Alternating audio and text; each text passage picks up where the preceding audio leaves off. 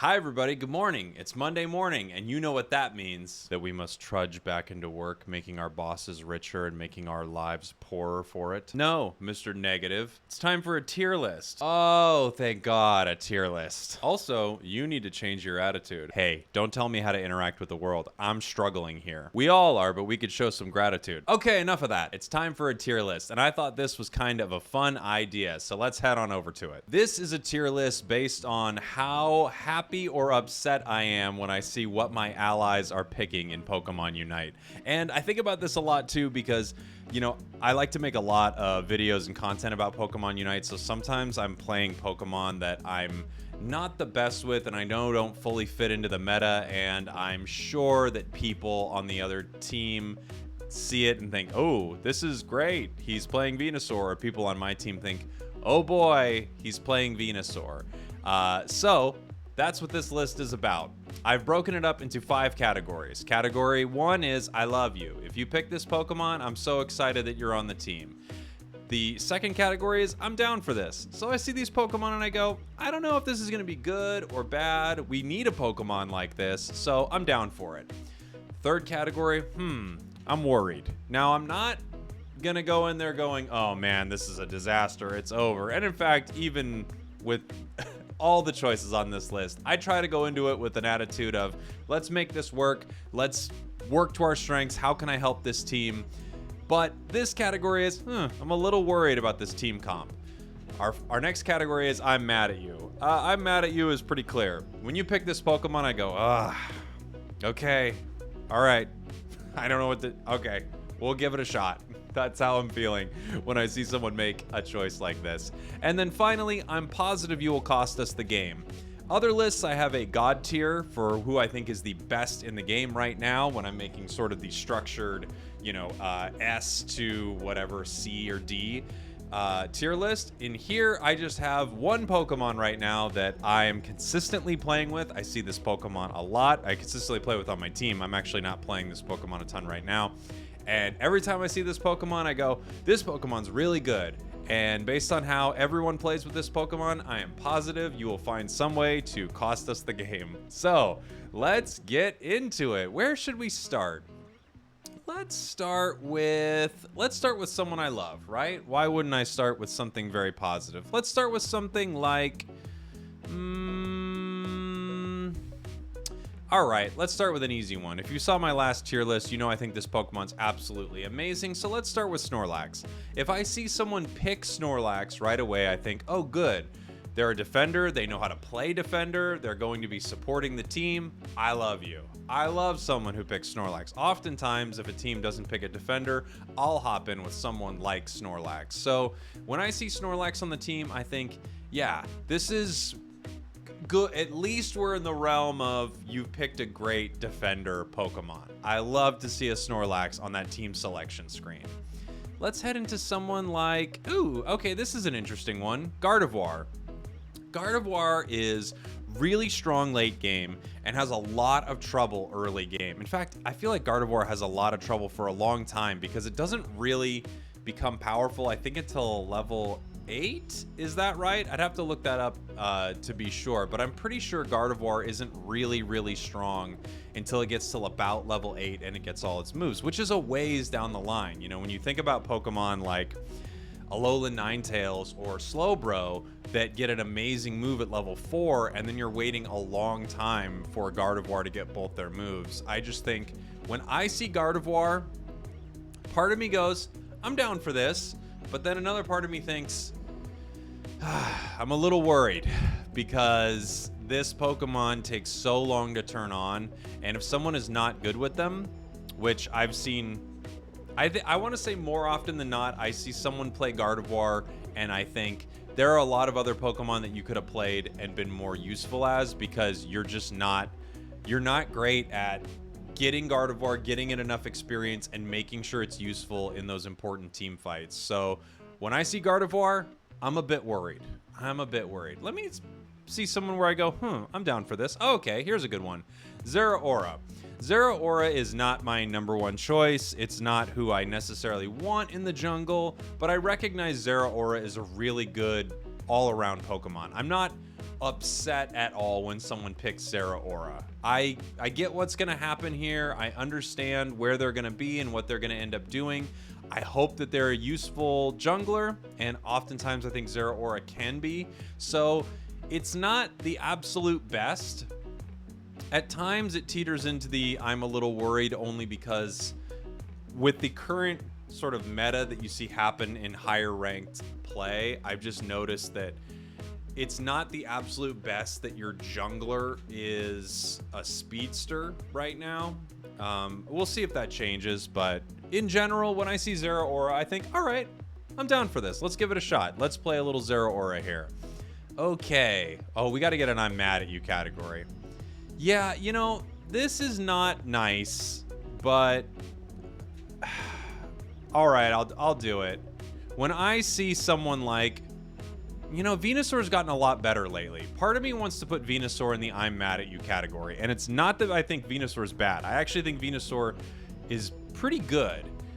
It's similar to Gardevoir in that I feel like it takes a little while to turn on, but it has a better early game than Gardevoir. So I want to hover Venusaur in the I'm mad at you category, only because what happens in Pokemon Unite is there are 5 roles on your team, and when you fill one of your sort of attacker roles with Venusaur as opposed to some other attackers, I'm a little mad, but more often lately I'm a little worried.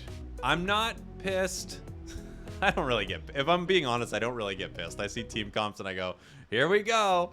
But I'm not super upset about it, because I'm not trying to, you know, be the #1 ranked player in the world or something.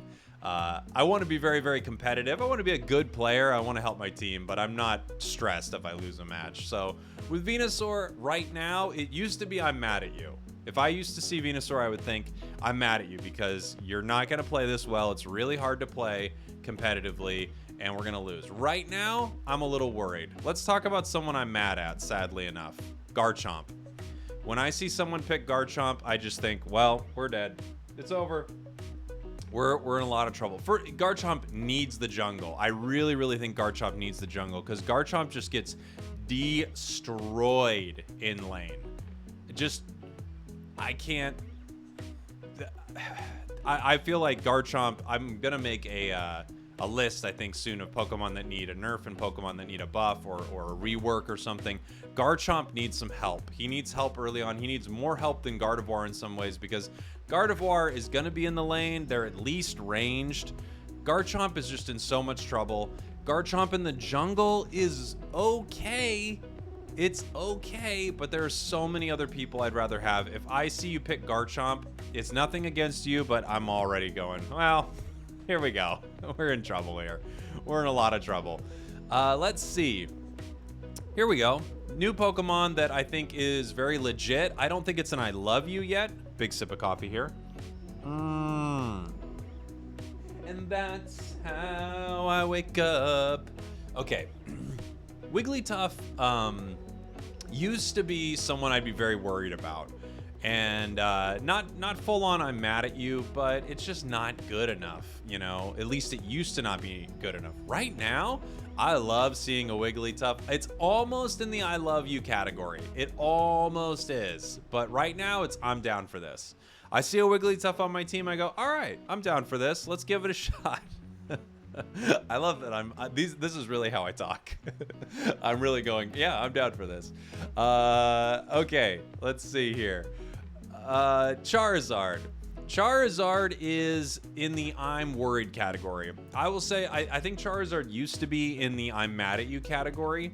And not because Charizard is terrible. It's not. There's just so many choices I'd rather see. But when someone is legit with Charizard, most likely in the jungle. If I see Charizard in lane, now I'm kind of mad at you again. The thing about Charizard is it's definitely more useful early than someone like Gardevoir, but it also, similar to Gardevoir, turns on in like a big way late game. Gardevoir is strong late game, and so is Charizard. I mean, Venusaur, it's interesting because these I'm worried Pokemon are all Pokemon that are not going to be able to help that much with the first Dreadnought fight.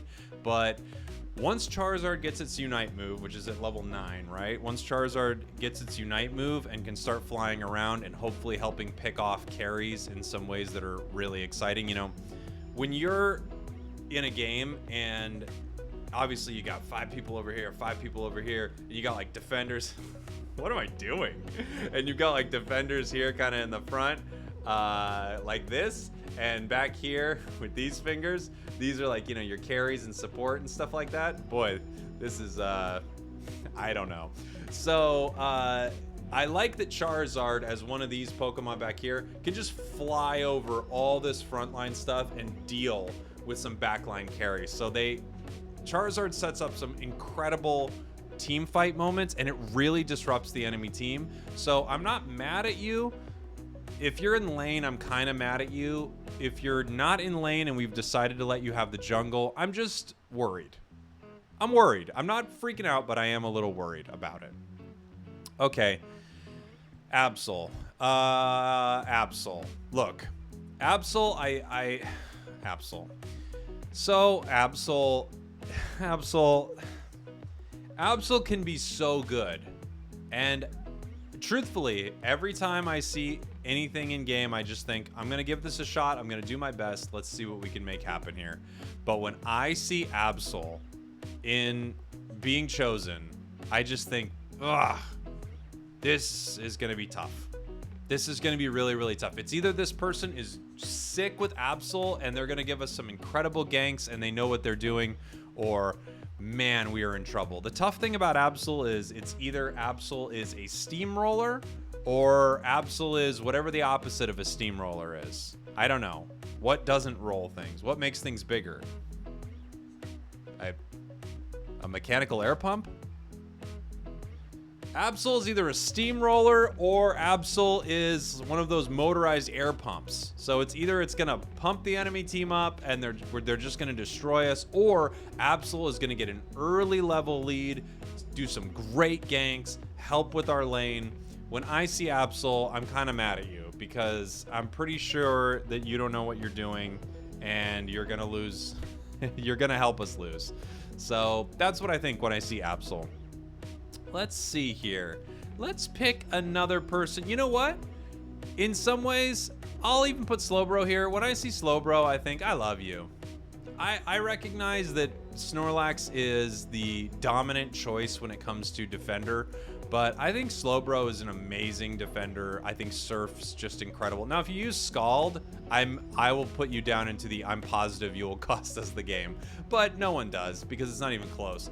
When you use Surf, and especially if you're the kind of person with Slowbro where you can get some really good telekinesis picks or something like that, I love you.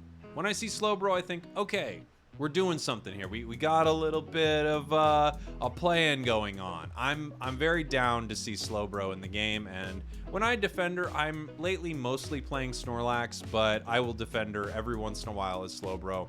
I just think Slowbro is really, really great. So I love you if you pick Slowbro. Let's throw a little more love out there.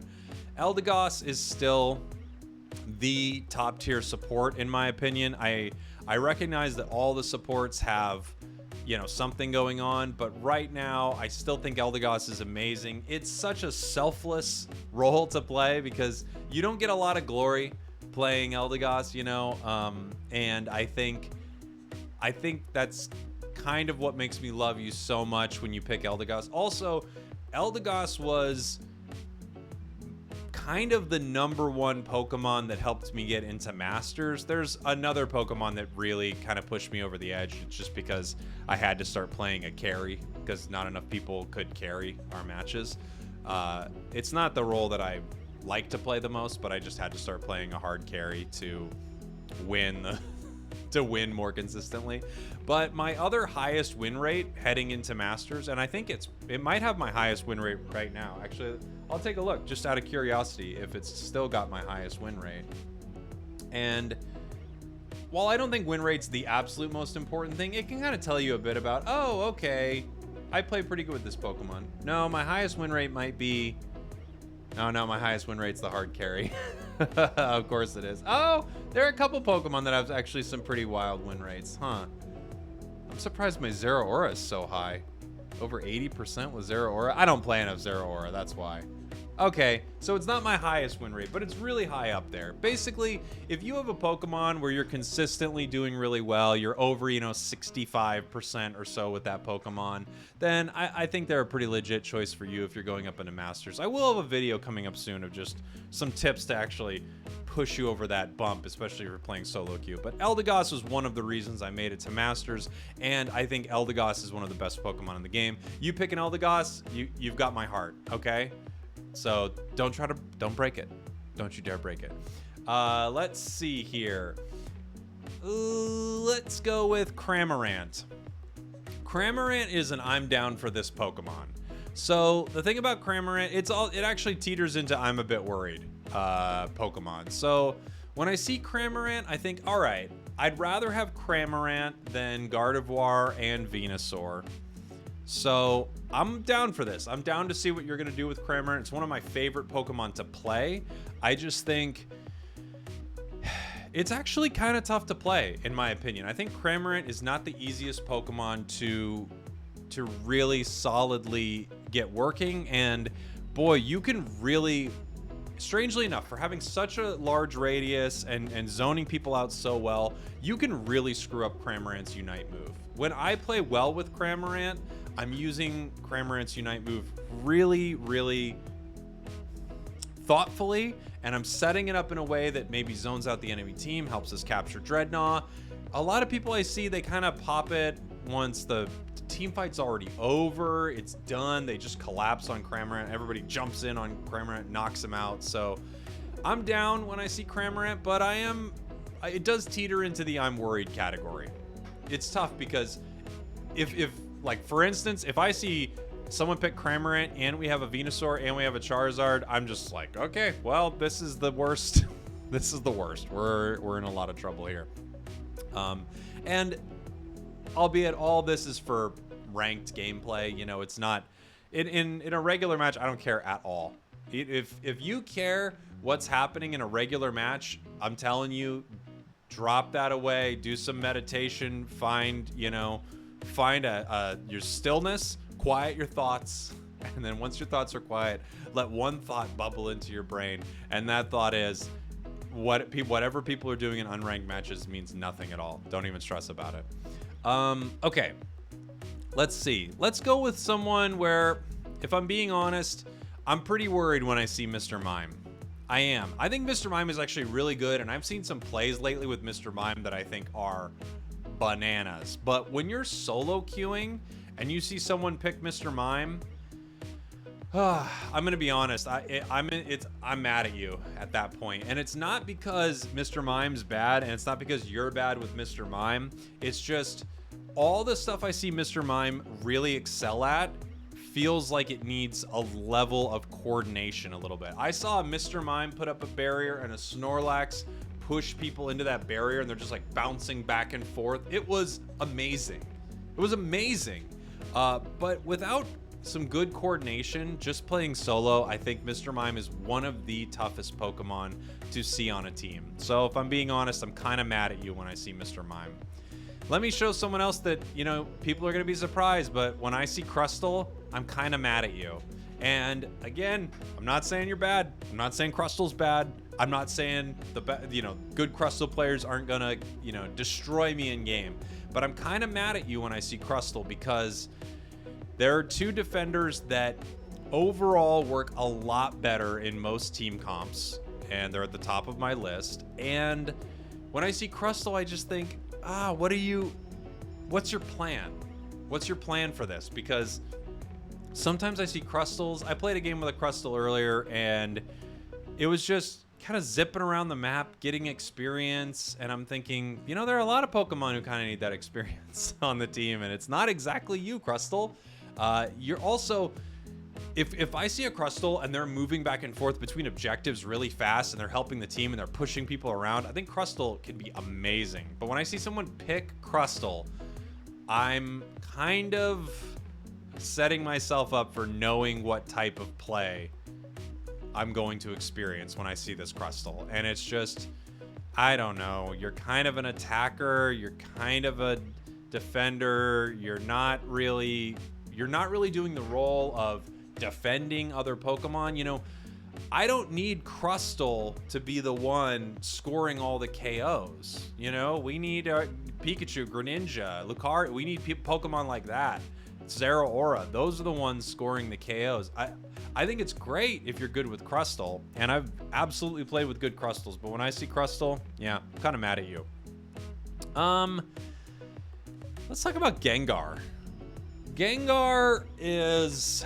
I actually don't see much Gengar at all right now, and I think Gengar does teeter into the I'm mad at you category just because I have not seen a lot of good Gengars, and I understand Gengar went through a big nerf. This kind of happens in the game where one Pokemon is so dominant and so many people play it and the devs end up nerfing it, and then it takes a little while to decide where this Pokemon lands. Right now, I'm putting it into the I'm worried category. The thing I'd really be worried about kind of is the Shadow Ball build, because I just don't think it's as good. I mean, if you're doing a Shadow Ball Gengar, I recognize this is not the same, but if you're doing a Shadow Ball Gengar, I'd almost rather just have you play Pikachu on the team and just use Electro Ball or whatever. So I don't know. I teeter into the I'm worried category. I'm not full on mad at you with Gengar, but I'm a little worried. I'm worried about what you're going to end up doing here.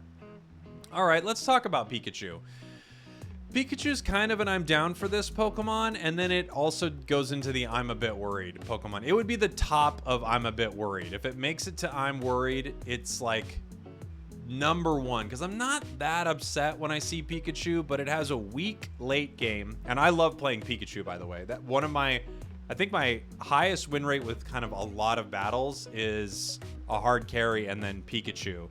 So I think Pikachu's legit. I'm really good with Pikachu. It has a super strong early game, so you're able to win a lot of early objectives, but I don't think a lot of people play Pikachu that well. When I see them playing Pikachu, I'm surprised. I'm just thinking, you could poke so much more than this. You could do so much more damage than this. So I'm a little worried when I see my little electric rat. One of my favorite Pokemon to play too. All right, let's talk about Cinderace.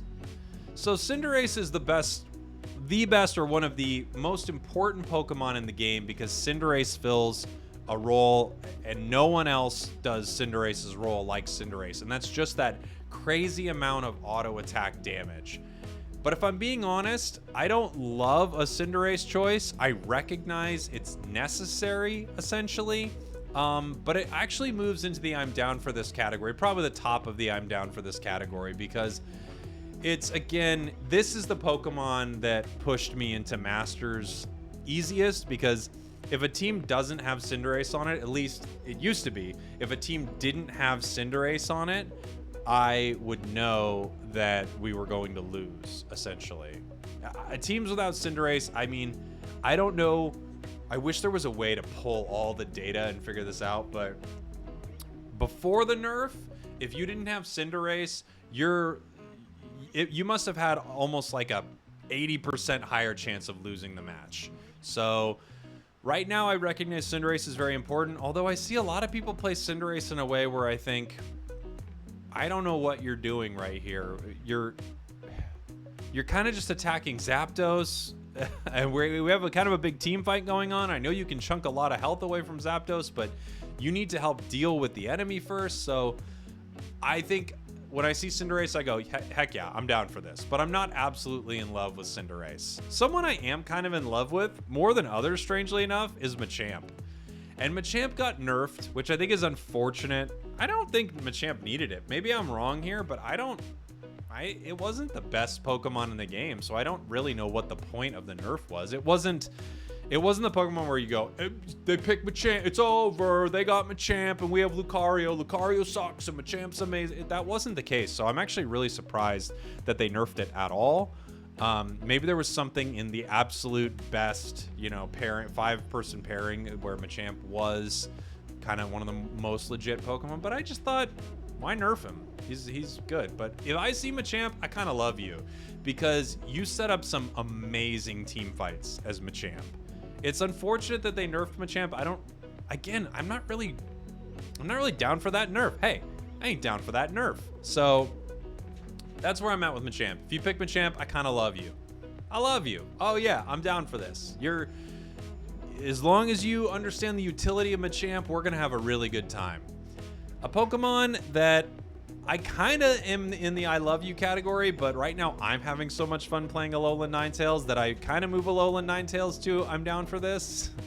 But I do think Alolan Ninetales is amazing. I'll kind of put it in the I love you category. A good Alolan Ninetales, when I lane, if I'm a Snorlax or Slowbro and I'm laning with Alolan Ninetales, I just think, man, we are going to crush this lane. We're just gonna stomp these people right now. At level 4, it gets Dazzling Gleam. Its Aurora Veil's amazing. It really helps with team fights. I feel like it only tapers off right near the end of the game where it could be a little bit better, but it's got amazing utility even near the end. I love having an Alolan Ninetales on the team. I also really love playing it right now. It's probably, in the last maybe 3-4 days, it's probably my #1 pick is Alolan Ninetales. I'm just having so much fun with it. A Pokemon that I would like to be in the I love you category, but I have to put in the I'm down for this category is Lucario. So I think Lucario is one of the best Pokemon in the game. Its ability to execute is amazing. So Lucario's, power up punch and everything. It's just, if a Pokemon has low health, you're just going blue and they're gone blue and they're gone blue. That's kind of the sound it makes, right? So I think Lucario is one of the best Pokemon. However, I've seen people who don't know yet how to really work with Lucario and really make Lucario into a beast. Then there are other times where Lucario is the destroyer of worlds. It's Thanos. It can beat anyone one-on-one. Even Captain America, he would have won the fight. So, yeah, I think Lucario is amazing. It's not quite I love you, but I'm definitely down for this if you pick Lucario. This is going to be interesting. Let's save the last for last, and I'll talk about Talonflame. Talonflame used to be I'm mad at you. Talonflame used to be I am so upset with you that you picked Talonflame. You're going to cost us the match. This is terrible. This would have been here. I'm positive you will cost us the game. And right now, I'm actually putting Talonflame kind of in the I'm worried category because you're still taking the jungle from someone like Lucario, Greninja, not as much Charizard. Sorry, did I say Lucario? I meant Cinderace, Greninja, even Machamp.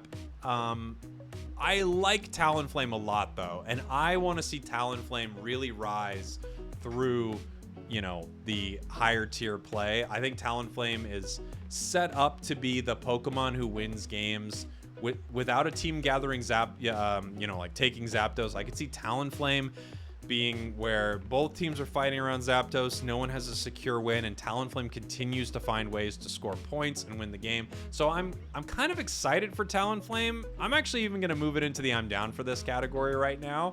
I am a bit worried, but I'm kind of down for this. And now let's talk about Greninja. Greninja's great, okay?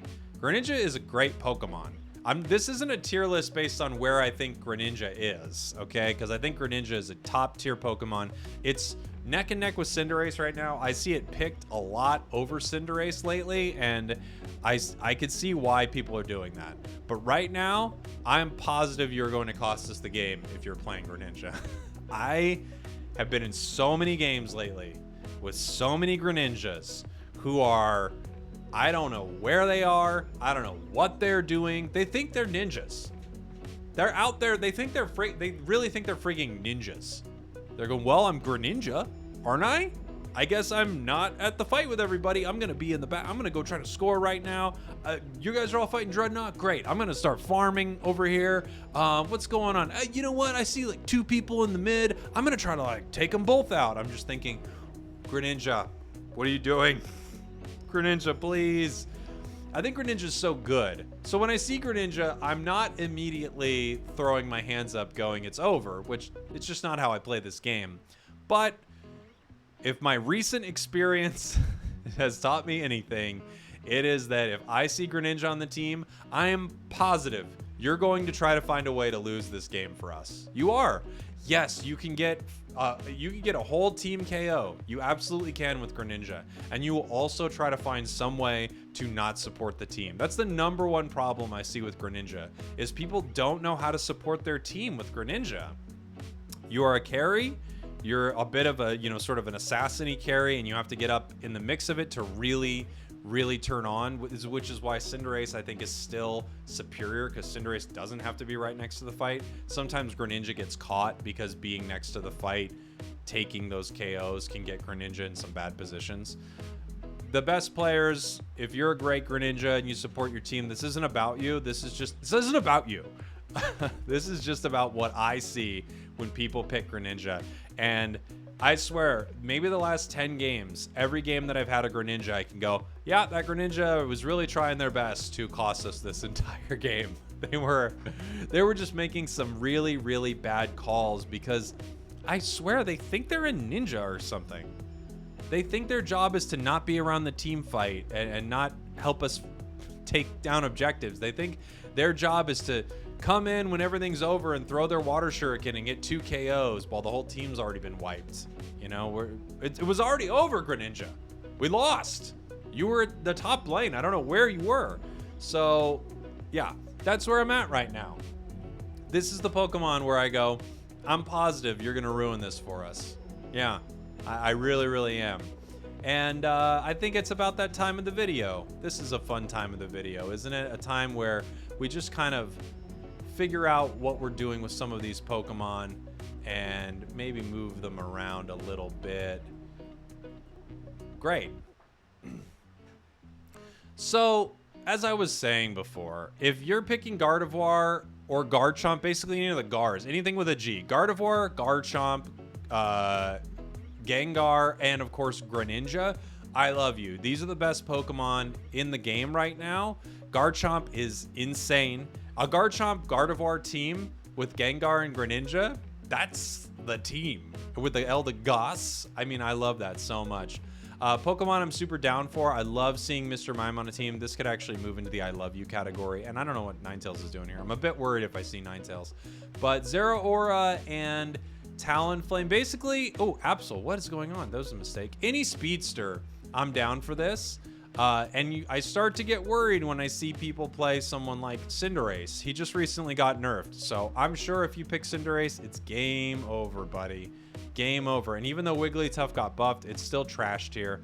So no way do I want to see Wigglytuff. All these Pokemon right here, all of these Pokemon, if you have them on your team, it is over without question. And I'm really mad at you if you're picking Snorlax.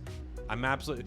The meta right now is no defenders whatsoever. Maybe Slowbro, but I'd rather rock Eldegoss and Mr. Mime, you know, or yeah, Eldegoss and Mr. Mime, right? And then we could do 3 of the Gs, and that I think is going to win the game. So let me know what you think. Again, these are just my opinions, but I think my opinions are pretty great. So I love you all, and I will see you all next time. Mwah.